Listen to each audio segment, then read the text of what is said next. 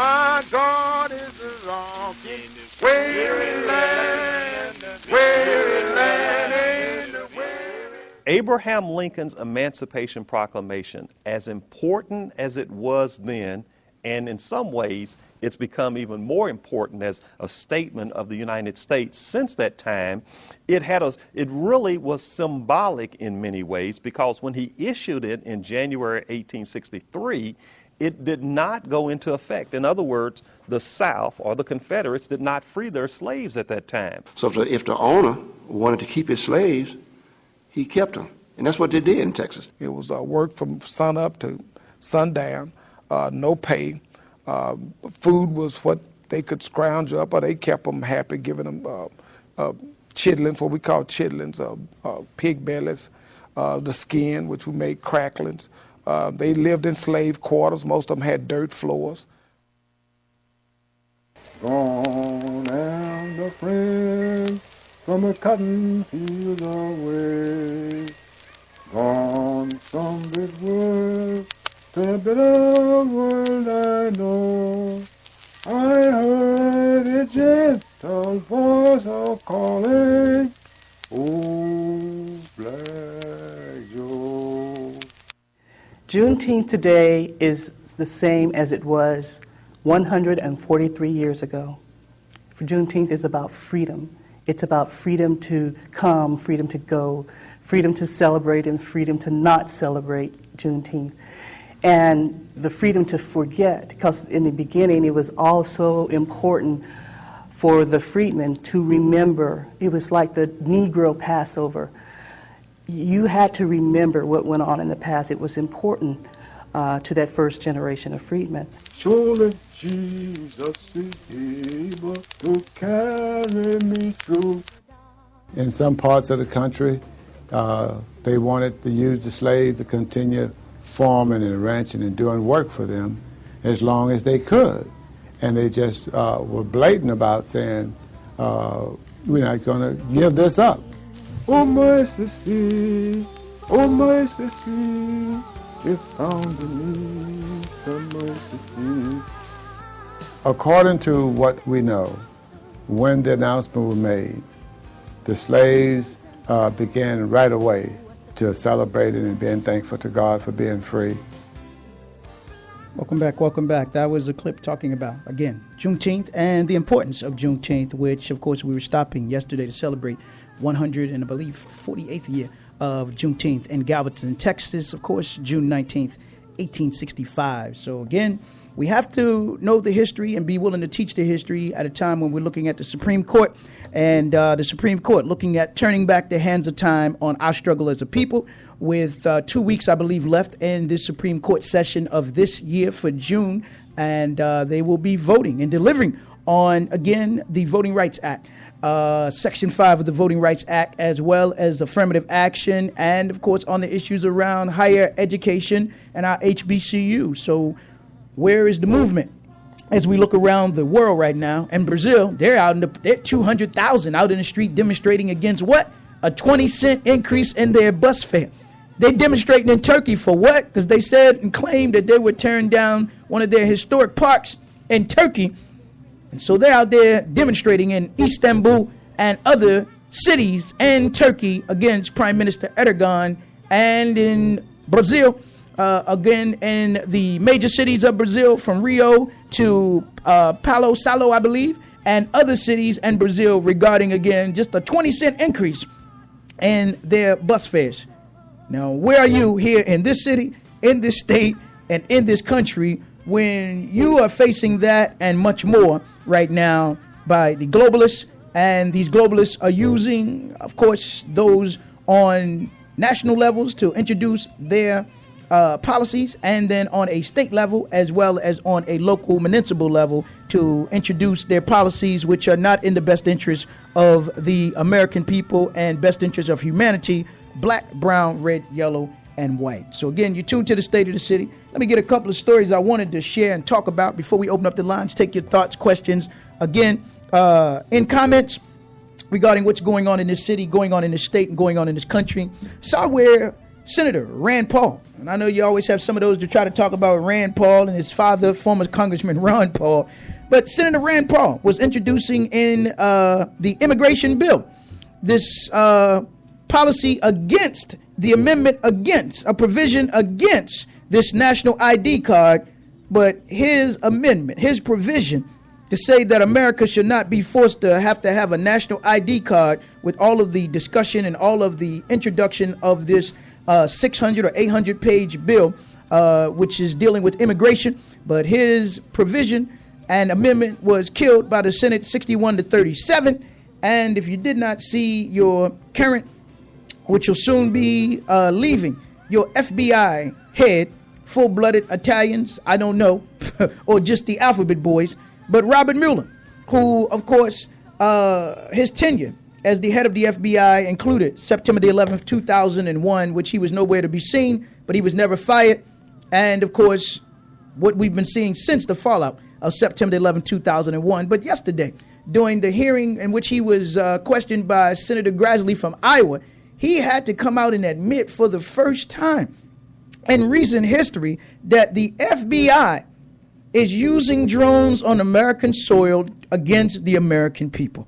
Now, if that wasn't enough for the American people to be out in the streets and to be up in them suites calling for Robert Mueller's head and for anyone who would give permission, executive order or any other orders to use drones on the American people, violating the Constitution of the United States of America. But at least we've been privy now to this information coming forward that you have the current head of the FBI admitting that this is going on against the American people under the auspices of, again, Homeland Security, under the auspices of protecting the American people.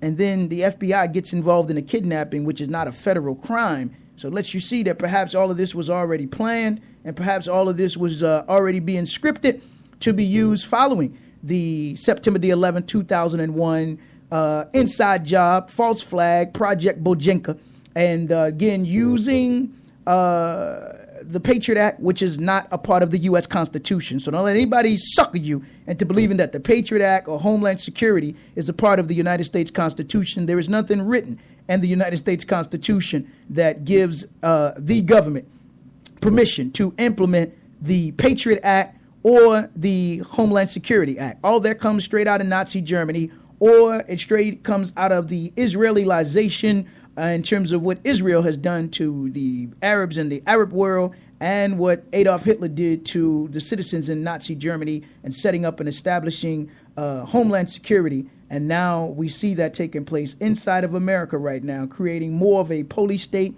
more of a militarization of our local police department, state police department, the National Guards, and these FSB service officers that are operating in the cities here in America as well. But if you missed it, if I get a chance, I'll give you that clip and allow you to hear that clip in its entirety for yourself. But it was, again, FBI Director Mueller admitting that they have been using, of course, these drones now on the American people and on American soil as well.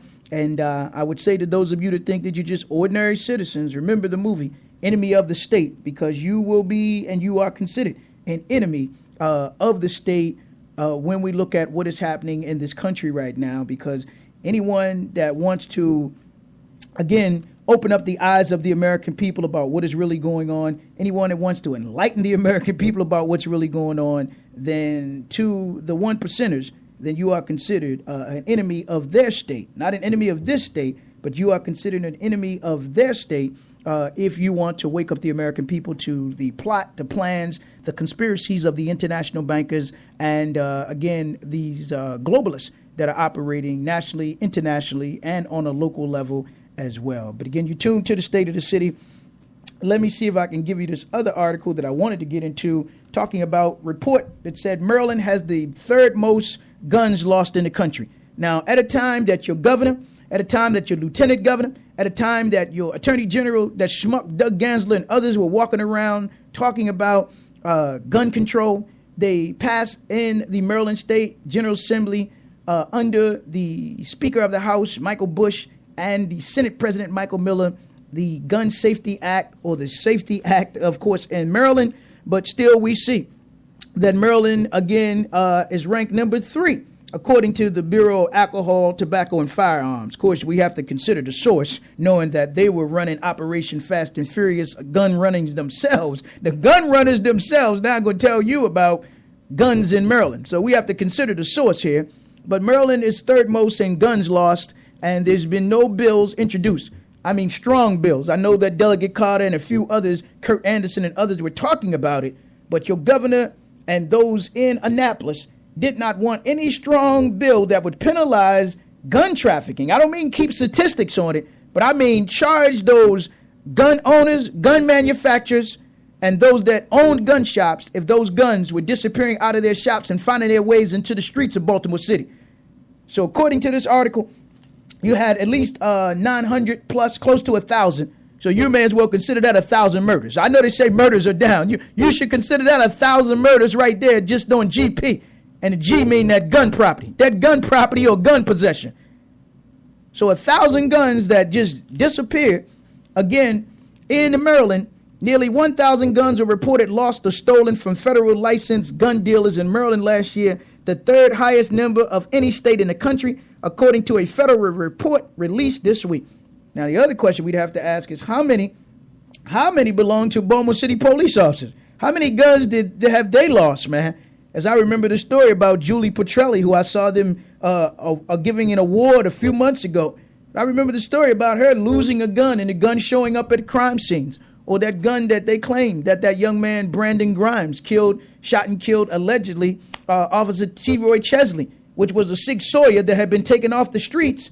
And somehow that Sig Sauer gun made it back on the street. No one has ever asked the officer who supposedly took it off the street. I think her last name was Mitchell. I have to look into that.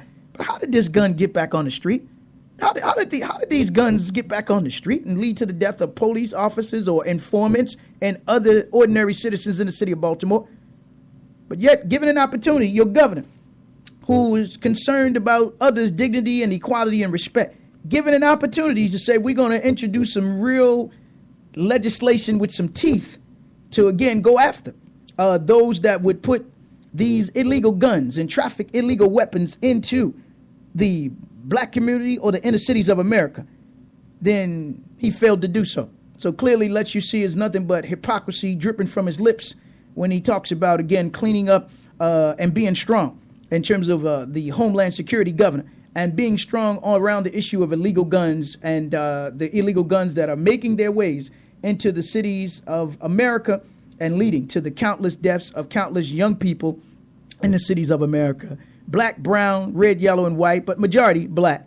And if I can keep it real, regarding those that are losing their lives. And again, your governor and others given an opportunity to stand with some strong legislation that was introduced by Delegate Carter and others. Then, of course, they shot that legislation down. No pun intended, if you know what I mean. But again, it lets you see their true colors regarding this issue of illegal guns and guns disappearing out of, again, police departments around the country, but also disappearing, as I said before, from these gun shows and from these gun owners. I remember that one J.J. Abrams up there in Parkville. He had a history of, we'll say alleged, he had a history of guns coming up missing.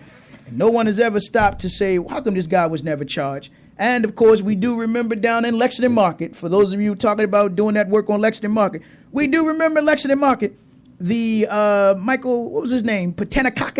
Michael Patenakakis, and the selling of guns right out of Lexington Market. You could get your clips with your chips. You could get your guns with your buns down there. They were selling them right out them Utz boxes down there. Yet you didn't see any strong prosecution against him or his girlfriend by Rod Rosenstein and those who claim to be tough on crime. Not by, I believe, I don't know, Jessamy was the state's attorney at that time. Or that old no-good hibernating bear, Bernstein, was the state's attorney. But nevertheless, there was no strong, again, prosecution of Michael Patenakakis for, again, gun running and gun trafficking in the city of Baltimore. So you tune to the State of the City. Let me get into this other story, as I saw in the Sun paper, talking about, I believe, a poll talking about the mayoral race, perhaps for 2016. And if you were one of those who received one of those phone calls when I open up the lines, please call in. But clearly, man, if you've been following the Sun paper recently, we clearly see that